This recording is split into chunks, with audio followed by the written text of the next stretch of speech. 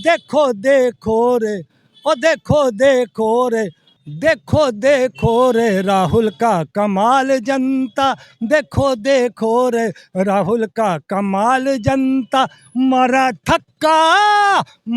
धक्का दो सांसद ऐसे यूं पहुंच गए कि जब देखो तब तुम बाबा साहब का नाम जहाँ मुझे हर जगह लेते रहते हो और उनके आचरणों पे चलो। उनके नाम लेने से काम नहीं चलेगा। अमित शाह जी ने सिर्फ इस उस पे कटाच पे कहा कि जब देखो तब तुम बाबा साहब का नाम जहाँ मुझे हर जगह लेते रहते हो और उनके आचरणों पे चलो। उनके नाम लेने से काम नहीं चलेगा। उनके बताए हुए रास्ते पे, उनके जो लिखी हुई बातों पे चलोगे तब देश का कल्याण होगा। और तुम लोगों ने उनकी जितनी भी बताई हुई बातें हैं उनको कभी नहीं माना, उनकी अवहेलना की, उनकी धज्जियां उड़ाई, जिसके कारण आज देश इस गर्त में पहुंचा है। बाबा साहब भीमराव अम्बेडकर का सम्मान न कभी हटा है न घटेगा। और कोई माई का लाल हिंदुस्तान का किसी भी बिरादरी का व्यक्ति हो, किसी भी जात का हो, वो बाबा साहब भीमराव अम्बेडकर जी के सम्मान को हटा नहीं सकता है। कांग्रेस ने बाबा साहब की बातों की अवहेलना की है, अभी शास्त्री जी ने कहा। अरे झूठ के पुलिंदे हैं ये भाजपा वाले, इनको क्या लेना देना। ये सच्चाई से कोसों दूर है। देश का प्रधानमंत्री कहता है अब की बार 400 पार, अंधभक्त कहते हैं बदल देंगे बाबा साहब का संविधान। 2 दिन पहले, अभी 2-4 दिन पहले अमित शाह सदन में कहता है कि fashion fashion fashion, Ambedkar Ambedkar Ambedkar. ये क्या लगा रखा है तड़ी पार अमित शाह। वो लोकसभा चल रही थी, फैशन शो नहीं। तुमने जिस तरीके से संविधान के रचयिता का अपमान किया है, देश की जनता तुम्हें माफ़ नहीं करेगी। अब तुम्हें अपना पद छोड़ना ही पड़ेगा तभी। और मैं इस आपके चैनल के माध्यम से बड़ी गंभीरता से कहना चाहता हूँ, मोदी के नाम एक पैगाम कि अमित शाह हटाओ, भाजपा बचाओ।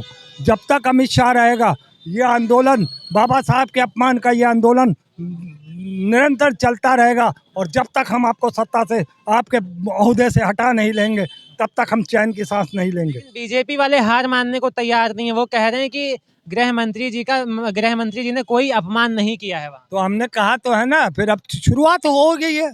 शुरुआत तो 240 पे हमने ला के देश के प्रधानमंत्री को पटका। इसी तरीके से हर राज्य में जब हम पटक देंगे भाजपा को तो इनका अस्तित्व खुद ब खुद खत्म हो जाएगा। फिर जनता की ताबोट के ताकत के आगे तो कोई भी नहीं चल पाएगा ना। आप ना झुको कांग्रेस के आगे, ना झुकते नहीं झुकते हो कांग्रेस के आगे, ना झुको, मगर हम जनता के कदमों में झुका देंगे भारतीय जनता पार्टी को।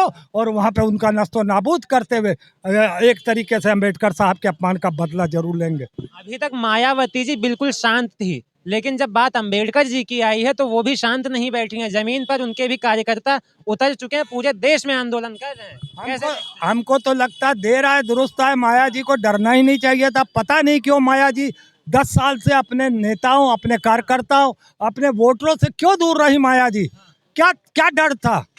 तो डर है तो फिर राजनीति नहीं करो, और डर नहीं है तो फिर खुल के आओ मैदान में। आज मैं देख रहा था यहाँ पे कई जो है बहुजन समाज पार्टी के कई कार्यकर्ता झंडा लेके इधर से निकल रहे थे, पैदल पैदल। हाँ, तो इसी तरीके से जो मायावती जी ने शुरुआत की है वो बहुत बेहतर शुरुआत है।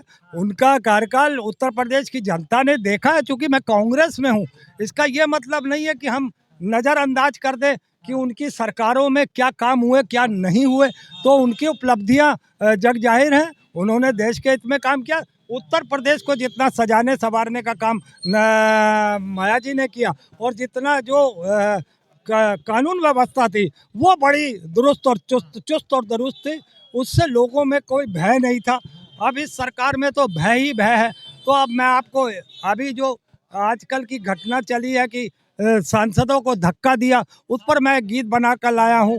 एक पुराना गाना है परवीन बाबी जी का, फिल्म क्रांति का, देखो देखो रे हमरा कमाल मितवा, मारा ठुमका बदल गई चाल मितवा। अब इसका नया वर्जन समझ लीजिए। देखो देखो रे, ओ देखो देखो रे, देखो देखो रे राहुल का कमाल जनता, देखो देखो रे राहुल का कमाल जनता। मारा धक्का दो सांसद ऐसे यूं पहुंच गए, मारा धक्का दो सांसद ऐसे यूं पहुंच गए। देखो देखो हो देखो देखो रे राहुल का कमाल, मितवा देखो देखो रे राहुल का कमाल, जनता ये है सच्चाई। अभी मुझे याद है जब आपने धक्के की बात करी, मनोज तिवारी जी कह रहे थे मैं वहीं पर देख रहा था, अगर चाहता तो मैं भी उनके 2 हाथ लगा सकता था, लेकिन हमने वैसा नहीं किया। क्या चीज फिर से मतलब दोहराओ। वो भी धक्का दे सकते थे, कौन मनोज तिवारी जी। कौन मनोज तिवारी? वही रिंकिया के पापा? हाँ जी। अरे वो खुद समझ जाए खड़े होना, हाँ। दलाली में उनके हाथ पैर हो गए ढीले। हाँ। तिवारी जी के, मैं सही बात बताऊं, कितने अच्छे कलाकार थे, कितना सम्मान था उनका देश में, बड़वाई की प्रकाष्ठा है वो। अरे इस तरीके से आप अपने देश को गिरा दो। आप केजरीवाल जी के बारे में आए दिन क्या क्या अनाप शनाप बोलते हो, आपको शर्म नहीं आ रही है?